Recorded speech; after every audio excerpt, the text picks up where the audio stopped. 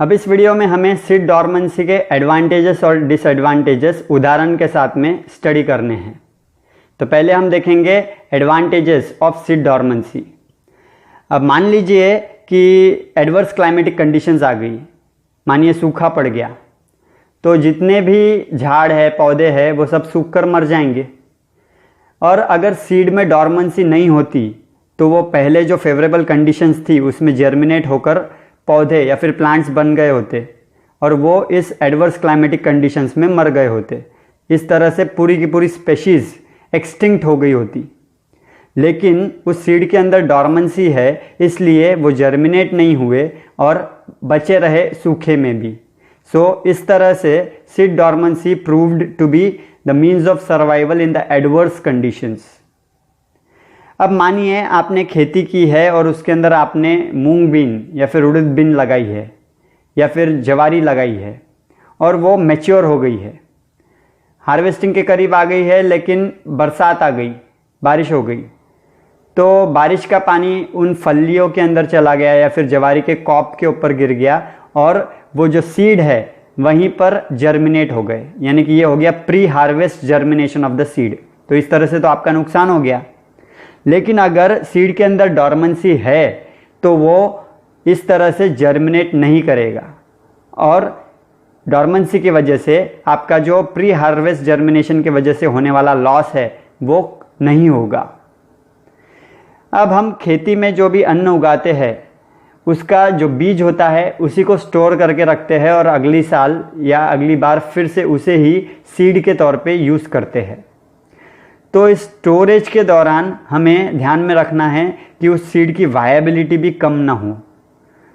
तो डॉर्मेंसी की वजह से उस सीड की वायबिलिटी भी लूज़ नहीं होती है और इसे हम इजीली स्टोर कर सकते हैं। तो ये एक फ़ायदा है सीड डॉर्मेंसी का।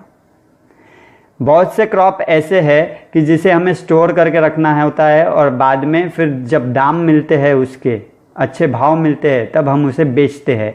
उदाहरण के तौर पे आलू, पोटैटो, अगर उसे आपने कोल्ड स्टोरेज में रखा और उस पर डॉर्मेंसी आपने इंड्यूस की, यानी उसके जो बर्ड्स है वो ग्रो नहीं करेंगे, वो डॉर्मेंट रहेंगे, तो फिर जब ये आपको भाव मिलेंगे या दाम मिलेंगे तब आप उस आलू को बेच सकते हो और पैसे कमा सकते हो। तो इस तरह से dormancy helps you in fetching good price. तो ये सारे हैं फ़ायदे सीड डॉर्मेंसी के।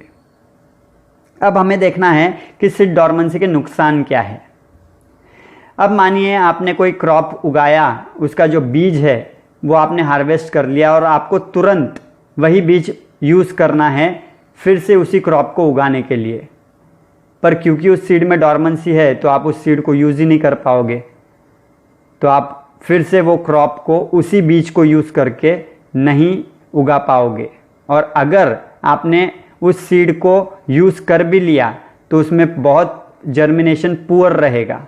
तो इसकी वजह से जो प्रॉपर प्लांट पॉपुलेशन है वो आपके फील्ड में मेंटेन नहीं रहेंगी और इसके वजह से आपको प्रॉपर यील्ड नहीं मिलेगी और आपका नुकसान हो जाएगा।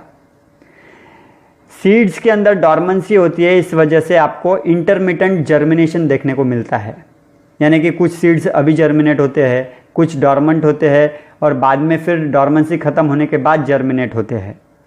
तो उसकी वजह से क्या होता है कि जब आप खेती करते हो तो आपको जो वीड्स है वो वीड्स एक साथ में जर्मिनेट हुए हुए नहीं दिखते हैं। कुछ अभी जर्मिनेट होंगे, फिर आप इंटरकल्चरल प्रैक्टिसेस करोगे या वीडिंग करोगे या फिर वीडिसाइड फवारोगे, फिर वो कवर हो गए आपसे, तो फिर वापस से जब बरसात आएगी तो वापस से उनके सीड्स जर्मिनेट होंगे। तो इस इंटरमिटेंट जर्मिनेशन की वजह से, डॉर्मेंसी की वजह से वो जो वीड्स है वो निकलते ही रहेंगे और इसकी वजह से आपका जो प्रोडक्शन कॉस्ट है वो बढ़ता रहेगा।